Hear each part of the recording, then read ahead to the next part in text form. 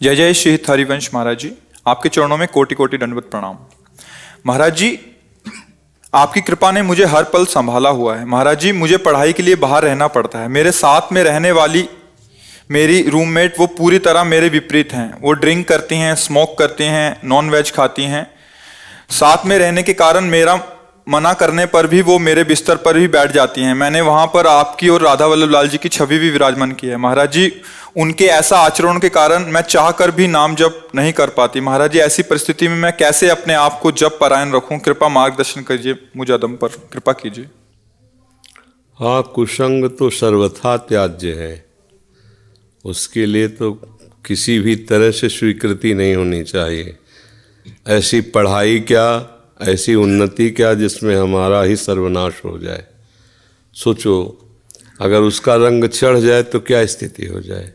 जो बच्चे हैं या बच्चियां अभी ज्ञान ही नहीं है कि हमारा जीवन क्या है, वो शराब पिएं, वो ड्रग्स लें, हुक्का पिएं, बॉयफ्रेंड गर्लफ्रेंड बेविचार करें, खुल्लम खुल्ला हमारा जीवन हम जैसे चाहे तैसे व्यतीत करें। तो ऐसे लोग तो दर्शन और संभाषण के भी योग्य नहीं। फिर हमारे आसन पे बैठ जाएं, हमारा संग करे तो हम कदापि स्वीकार नहीं कर सकते। अब इसके लिए हमें त्यागना ही है, दूसरा कोई शब्द नहीं, इसमें कोई गुंजाइश नहीं है। हमें अलग रूम लेना चाहिए या हमें रास्ता निकालना चाहिए कोई कि हम पढ़ें भी, पर ऐसे गंदे संग का त्याग करें। बिल्कुल ऐसा गंदा संग स्वीकृत नहीं, किसी भी तरह से स्वीकृत नहीं, बिल्कुल नहीं। वो पढ़ाई जाके मृत्यु के रूप में बदल जाएगी, क्योंकि कितने दिन तुम्हारा मन सह पाएगा। जिस दिन उनका रंग तुम्हारे ऊपर चढ़ा उस दिन ये साक्षात मृत्यु है। जो धर्म से भ्रष्ट हो गया वो मरा हुआ पुरुष है। वो केवल श्वास चल रही दिखाई दे रहा है, उसमें अब रह नहीं गया कुछ। वो भले दिखाई दे कि वो उसके अधिकारी जन उसको उन्नति देते चले जा रहे हैं उसके भ्रष्टाचार के बल पर, लेकिन वो उन्नति नहीं, वो चढ़ाई पर जाकर उसको पटकने जा रहे हैं, उसको दंड देने जा रहे हैं। ये कर्म के प्रबल वेग को कोई जानता नहीं है। इसलिए हमारी तो यही सबसे प्रार्थना है कि ऐसे आचरणों से बचा जाए और ऐसे आचरणों वालों से बचा जाए। सबसे बड़ा शत्रु है हमारा जो हमें गंदे आचरणों की तरफ प्रेरित करे। आज अभी आप में थोड़ा भजन का आश्रय है, इसलिए आप लड़ रही हैं अंदर से। नहीं, कल वो कहेगी तुम्हें हमारी कसम, तुम्हें पीना पड़ेगा। देखो हमारे बॉयफ्रेंड है, आज चलते हैं वहाँ मनोरंजन करते हैं, आज पिकनिक मना, जो भी जैसे भी शब्दों का प्रयोग, वो आपको जाल में फंसा करके आपको भ्रष्ट कर देगी, आपको नष्ट कर देगी। संसार का स्वरूप है, बिल्कुल स्पष्ट समझ लीजिए। इसलिए गलत आचरण नहीं करना, गलत आचरण करने वालों का संग नहीं करना, हमारी यही सबसे बड़ी उन्नति है कि हम अपने आप को बचा लें। ऐसी पढ़ाई क्या, ऐसी नौकरी क्या, ऐसा पद क्या जो हमको भ्रष्ट कर दे आचरणों से, ये बिल्कुल ठीक नहीं है। जो धर्म का त्याग करके उन्नति को पाना चाहते हैं वो कभी उन्नति को प्राप्त नहीं हो सकते। भले उन्नति के पद में है, लेकिन उनकी दुर्दशा तुम अपने आंखों से देख लेना। समय आएगा, देखो आज कोई आप पाप करो तो आज ही फांसी पे थोड़ी चढ़ा दिए जाओगे, उसकी वकालत होगी, न्याय होगा। हो सकता है कई वर्ष लग जाए, हो सकता है न्याय होने के बाद काफ़ी समय लग जाए आपको दंड मिलने के लिए, लेकिन दंड निश्चित है, दंड निश्चित है, ऐसा समझ ले। अच्छा, यहाँ माफ़ कर दिए गए पैसा दे करके, तो एक ऐसी सरकार जहाँ कोई घूस नहीं, कोई वकील नहीं, कोई सलाह नहीं, दंड मिलना ही है। अशुभ कर्म का फल तुम कहीं भी भाग के चले जाओ तुम्हें भोगना पड़ेगा। इसलिए हम सबसे प्रार्थना करते हैं, आपसे ही नहीं, शराब मत पियो, नशा कोई मत करो, पराये संबंधों को स्वीकार कर व्यभिचार मत करो, धर्म से रहो। जब तक ब्याह ना हो ब्रह्मचर्य से रहो। ब्याह हो जाए तो एक पत्नी व्रत, एक पति व्रत, जो हमें संबंध मिला है हम उसी में संतुष्ट रहें, तो फिर हमारा परिवार सुखी रहेगा और हमें शांति मिलती रहेगी। अन्यथा तो अब हम ये तो नहीं कह सकते कि ऐसे गंदे लोगों को अपने आसन में बैठा लो, उनसे संभाषण करो, नहीं तो पढ़ाई छूट जाए। क्या पढ़ने से क्या, विद्या हमें विनय सिखाती, विद्या विनयम ददाती। अगर विनय नहीं, सभ्यता नहीं, सदाचार नहीं, तो विद्या क्या विद्या है? वो क्या विद्या जो हमें भ्रष्टाचार की तरफ ले जा रही? वो क्या विद्या जो हम अपने गुरुजनों को, बड़े बूढ़े जनों को सामने बात न कर सके, हम ऐसे गंदे हो जाएं? ये विद्या है? विद्या तो विनयम ददाति, विद्या तो पवित्र है, विद्या तो हमें उन्नति के मार्ग पर ले जाती है। वही विद्या है जो दुर्गुणों से हमें बचाए, वही हमारा मित्र है जो हमें अच्छे मार्ग पे चलाए, वो मित्र है। मुझे ऐसे मित्रों का संग नहीं करना चाहिए, वो परम शत्रु हैं, छुपे हुए माया ने मित्र भाव करके हमारे पास भेजा है, हमें बचना चाहिए। रितिका अग्रवाल जी। श्री हरिवंश महाराज श्री, जब जीवन में चारों तरफ अंधकार छा जाए, कोई साथ ना दे, यहाँ तक कि अपने भी साथ ना दें, कठिनाई ही कठिनाई सामने आ रही है, उस वक्त साधु को क्या करना चाहिए? इसे प्रभु की कृपा उसके ऊपर हो रही है।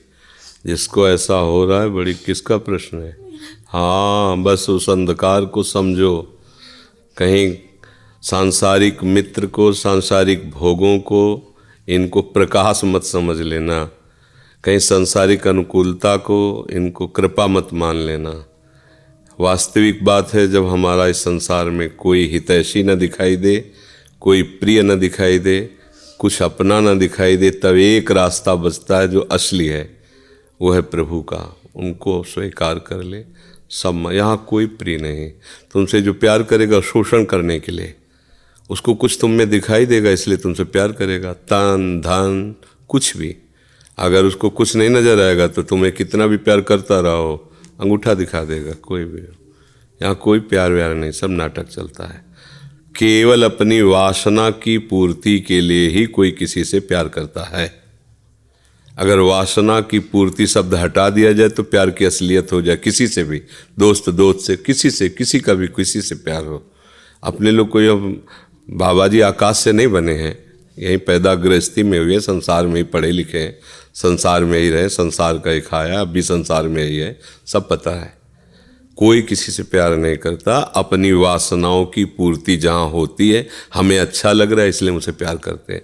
जिस दिन हमें अच्छा नहीं लगा, उस दिन हम हर वो बात करेंगे जिससे हमसे दूर हो जाए। ये प्यार है क्या? प्रभु का आश्रय लेकर प्रभु का नाम जप करो, और अगर संसार में गृहस्थ में भी जाना है तो उनसे प्रार्थना करो कि प्रभु हमें ऐसा परिवार मिले जो आपकी भक्ति से युक्त हो, आपके धर्म से युक्त हो। ये तभी मिलेगा जब आप धर्म से युक्त रहेंगे, आप सुरक्षित रहेंगे, आप पवित्र रहेंगे। यदि आपने अपने पहले ही जो सामग्री अर्पित करनी है, वो पूजा की सामग्री अपवित्र कर दी, तो आप पूजा लायक ही नहीं रही, तो पूजा क्या होगी? समझ, हमारे इशारे को समझ रहे ना। जब तक ब्याह ना हो तब तक हर बच्चा बच्ची को पवित्र रहना चाहिए। व्यवहार करो, मित्रता करो, हमें कोई विरोध बात नहीं। लेकिन वो हमें शराब पिलावे, हमें गांजा पिलावे, हमारे साथ व्यभिचार करे, कहे हम फ्रेंड हैं, चाहे वो इधर पक्ष का हो चाहे इधर पक्ष का हो, फ्रेंड नहीं है, वो शत्रु है, दुश्मन है, जो हमारे आचरणों को भ्रष्ट कर रहा है, जो हमारे स्वभाव को बिगाड़ रहा है, जो हमारी पवित्रता को नष्ट कर रहा है, जो हमारे गुरुजनों पर अनुशासनहीनता ला रहा है। हम माता पिता का अनुशासन, शास्त्र का अनुशासन, धर्म का अनुशासन छोड़ करके मनमानी आचरण करें, अंधेरा ही अंधेरा है, फिर क्या है? ये संसार भी तुम्हारे लिए सुखद हो जाएगा। धर्म से चलो, पवित्रता से चलो। किसी भी नशे में कोई सुख नहीं है। जो भगवान के नाम में नशा है, वो किस में सुख हो सकता है? आप जब के तो देखो, बड़े से बड़े भयानक कष्ट में भी आप आनंदित रहेंगे। दोनों किडनी फेल है, अतरे दिन डायलिसिस होता है, कितना कष्ट होता है किडनी फेलियर, कोई वही जानता है जिसकी किडनी फेल होती है। आपके सामने बैठे हैं, बात कर रहे हैं, कष्ट में है, इस समय वर्तमान में भी कष्ट में है। क्या कर? अगर प्रभु के नाम का और प्रभु के चरणों का भरोसा ना, तो अभी धज्जियाँ उड़ जाए हमारी, अभी हम डिप्रेशन में पहुंच जाएं। ये हर समय आनंद रहते हैं। और 2 बजे से चल रही दिनचर्या, 2 बजे रात से 8-9 बजे शयन करो, 1:30 बजे उठ जाओ अपनी दिनचर्या। ये बीमार की दिनचर्या होती है क्या? पर वो भगवद आश्रय। आप ऐसे मित्र को मित्र बनाओ जो हर परिस्थिति में आपका सहयोग करे। वो केवल श्री कृष्ण है, वो केवल प्रभु हैं, दूसरा कोई नहीं है। अब ये बात अभी समझ में नहीं आएगी, क्योंकि जैसे यौवन अवस्था होती है, प्रमाद स्थिति होती है, भोगों में सुख लगता है, तो ये सब भगवान और भगवान की बातें सब ऐसे लगती हैं। लेकिन एक समय आता है जब केवल यही बात समझ में आती है कि हाँ, यही है अपने, दूसरा कोई नहीं है। यहाँ जो जितना भी प्यार, जितना भी मंगलमय दिखाई दे रहा है ना, वो सब चंद क्षणों का। जिस दिन तुम्हारे पुण्य नष्ट हुए तो वही मित्र शत्रु बन जाएगा, वही भोग तुम्हें जलाने वाला बन जाएगा, कोई तुम्हें पूछने वाला नहीं होगा, पक्का। हम छोटे थे तो एक रिश्तेदार के यहाँ गए थे, गर्मियों की छुट्टी में बच्चे जाते हैं ना अपने संबंधियों के यहाँ, 1 महीना की छुट्टी होती है, तो वही घूमने का अवसर मिलता है, तो परिवार के सदस्य जन छूट दे देते हैं, बहन के यहाँ, मौसी के यहाँ, मामा के, ऐसे। तो बहन के यहाँ गए थे, तो बहन की जो पति की बहन होती है उसे नंद कहते हैं, वो उनके यहाँ ले गई थी।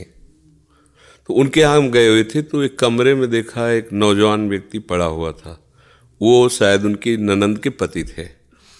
तो उनको पता नहीं क्या लगा, भगवान की प्रेरणा, हम तो बच्चे ही थे, तो हमें बुलाया, ऐसे नज़दीक गए तो रोने लगे। उनका बच्चा अब हमारी कोई बात नहीं सुनता, तो हमें मन में है आपसे बता दें। तो शायद हमें भगवान उदाहरण देना चाहते होंगे, इसीलिए सुनवाया होगा, नहीं तो हम बच्चा थे, उनका कोई सपोर्ट तो कर ही नहीं सकते थे। उनका बच्चा है, जो बिल्डिंग देख रहे हो ना, ये मेरी बनवाई हुई है, वो मेरी पत्नी है, और वो टाकीज के सामने मेरी चाय, समोसा, पान इसकी दुकान थी, और मैं सुबह से शाम तक मेहनत करता। तो यही पत्नी हमारे मोजे जूते उतार करके और हमें प्यार करती थी। हमारे शरीर में लकवा मार गया, अब मैं उठ नहीं सकते। बोले 2 रोटी से ज़्यादा भोजन नहीं देती, और कहती ज़्यादा देंगे तो बार बार शौच करोगे, हमें फेंकना पड़ेगा। बोले हमको मारती भी है, हमसे बात नहीं करती, चिल्लाते रहते हैं, हमारे सामने दूसरे पुरुष को बुलाती, बात करती, ऐसा। बोले किससे कहूँ, अगर कहूँ तो ये मारेगी आकर के, कहना नहीं। तो हम बच्चे थे, पर वो बात हमारे दिमाग में, हम बार बार सोचा इस विषय कि मेरे से क्यों कहा। तो शायद मुझे शिक्षा भगवान दिलाना चाहते थे, एक उदाहरण हमारे दिमाग में। देखो ये वो बता रहा है कि जब मैं कमा के आता था तो मेरे जूते मुझे उतारती थी, मुझे प्रेम करती थी। आज वही पत्नी है, मेरा ही सब वैभव है, मुझे रोटी भर पेट है, क्योंकि लकवा मार गया, शरीर बेकार हो गया, अब वो पड़ा ऐसे। अब उस व्यक्ति का कौन मित्र होगा? कोई प्यार से बात, तभी तो हम बच्चे थे, हमें बुलाया, कोई प्यार से बात नहीं कर सकता। वही व्यक्ति है जिसने अपने जीवन को सजाने की चेष्टा की। लेकिन एक मित्र है जिसको नहीं जानता था, इसीलिए अगर उस मित्र को जानता होता तो उसको रोना नहीं बनता, वो केवल उसी से बात करता और जीवन बदल जाता। वो कर तुम अकर तुम अन्यथा कर तुम, सच्ची मानो। हमें डॉक्टर ने कहा था आज के कम से कम 17 वर्ष पहले, दिल्ली के थे, सब जांच की, उनका बाबा तुम संत हो इसलिए तुमसे कोई छुपाव नहीं है, तुम्हारा कोई घर का नहीं कि जिससे मैं बता सकूं, तुम्ही से डायरेक्ट कह रहा हूं। 2-2.5 वर्ष, आखिरी 5 वर्ष, ये किडनी खत्म और आप मर जाओगे। तो इसलिए बता रहे हैं कि आप भजन कर लो बस 2-2.5 वर्ष। और तो हमने भी ठान लिया था कि हाँ ठीक है, ऐसा है। आज 17 वर्ष तो हो ही गए, लगभग 17 वर्ष, बड़ा लंबा सफ़र है। अभी आपके सामने बैठे, फेल भी है और पास भी है, नहीं पास है। देखो जो दिनचर्या हमें चाहिए वो हमारे शरीर कर रहा है, तो हम पास है। और फेल इसलिए कि संसार की दृष्टि से वो किडनी फेल है। अगर भगवान का भरोसा ना होता तो सोचो आज हम कितने परेशान होते, शरीर को लेकर, पैसे को लेकर, कितना खर्चा, कैसी दवाइयाँ, कहाँ से डॉक्टर कहाँ लाते, क्या कुछ नहीं करना होता। वो अपने आप डॉक्टर रो करके कहते कि मेरी सेवा मत छीनना। बैठे हैं हजारों कोस दूर और रोज संपर्क, महाराज जी की क्या इस समय स्थिति है, अच्छा ये दवा दे देना, अच्छा आप ऐसा कर दे। तो हम देखते किसका दुलार है, जिनको 1000 रुपया दे के समय लिया जाता है, वो फिर बात करते हैं, वो भी अपने ढंग से। आश्चर्य की बात, वो डॉक्टर, उसे दुनिया से क्या मतलब, रुपये से मतलब है। लेकिन श्री जी, ये है प्रभु का प्रताप। हर व्यवस्था कैसी तुम्हें बताया, जब हम उनकी तरफ देखते हैं तो हजारों हाथों से दुलार करते नजर आ रहे हैं, हजारों हाथों से प्यार करते नजर आ रहे हैं। ये कैसे चलता है? अब हमें कुछ किसी से मांगना नहीं, किसी से कुछ कहना नहीं, अपने आप सब व्यवस्था होती। ये हमारी नहीं, भगवद आश्रय होने की बात है। अगर भगवद आश्रित नहीं हो तो वह अमल पत्नी होती, बच्चे होते, किसी के काम की तरह नहीं गए थे, तो क्या कहते, तेरे दिन इसे 4-5 हज़ार रुपये डायलिसिस के लिए चाहिए, दवाइयाँ चाहिए, भगवान उठा लो, ऐसे कह, पूछ लो भगवान इनको, वो कहती इनको पूछ लो। संसार का खेल है ऐसा। तो ये हम कोई तुम्हें कहानी नहीं बता रहे, सच्ची बात कह रहे। अभी अंधकार है और भगवान का आश्रय ले लो, आनंदित रहोगे। आज आपको नहीं समझ में आएगा, किसान खेती बोता है तो तुरंत फसल नहीं काटने को मिलती, थोड़ा समय लगता है। ऐसे आप अपने जीवन को भगवान में समर्पित कर दो, नाम जप करो, रहो उसी संसार में, वैसे ही रहो। हम ये नहीं कहते बाबा जी बनो, गंदे आचरण मत करो, गंदा नशा मत करो, गंदा व्यवहार मत करो, भगवान इसी से प्रसन्न हो जाएंगे। आप ज़्यादा जप तप भले मत करो, पर गंदे आचरण मत करो, और भगवान का सहारा वो सब कुछ संभाल लेते हैं, बहुत समर्थ हैं। महर्षि, क्या प्रभु अपने भक्तों से नाराज होते हैं? अगर हाँ तो हम कैसे समझें कि प्रभु नाराज हैं?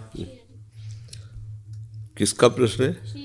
हम तुम्हारी माँ होंगी, माँ को तो कभी मिली होगी, तो माँ क्या समझता हर समय दुलारी करती रहती, क्या डांटती भी तो है? क्या उसके डांटने में दुलार नहीं होता क्या? कैसे डांटती है? ये दूध पी, नहीं हमारी इच्छा नहीं, थप्पड़ मारेंगे, दूध पी, और दूध पी लेता ना। अब आप उसमें ये विचार करके तो उसमें माँ का क्या नाराज होना और क्या प्रसन्न होना, आपके लिए ही तो है ना। चल बाथरूम चल, स्नान कर, श्रृंगार, हम नहीं हम खेलेंगे, जाके थप्पड़ मारती, चल सीधे चल। ये माँ की नाराजगी है, वो बच्चा समझ रहा है नाराजगी नहीं। अपार करुणा सिंधु भगवान, हम नरक में गिरने जा रहे हैं, वो हमको घसीटते हैं। उस समय उनका जो घसीटना होता है हमें लगता है गुस्सा हो रहे हैं, भगवान गुस्सा नहीं हो रहे, भगवान कृपा कर रहे हैं, पर हम वो समझ नहीं पाते हैं। तो जैसे माँ, अच्छा आप हाथ छोड़ा के भाग जाओ, माँ कहेगी जा मर जा जाके, ऐसे कहेगी, हमने सुना है, नहीं मानता ना, मर जाके, तेरे को जो मन में आए सो कर जाके। अब उससे पूछो तो कि वो माँ बच्चे को मरने का श्राप दे रहे क्या? नहीं नहीं, अगर वो दौड़ लगाया और गिर गया तो दौड़ के जाके उठाएगी, और वो उसका एक प्रेम भरा शब्द है जिसमें कर्कशता दिखाई दे रही, पर है नहीं। ऐसे ही भगवान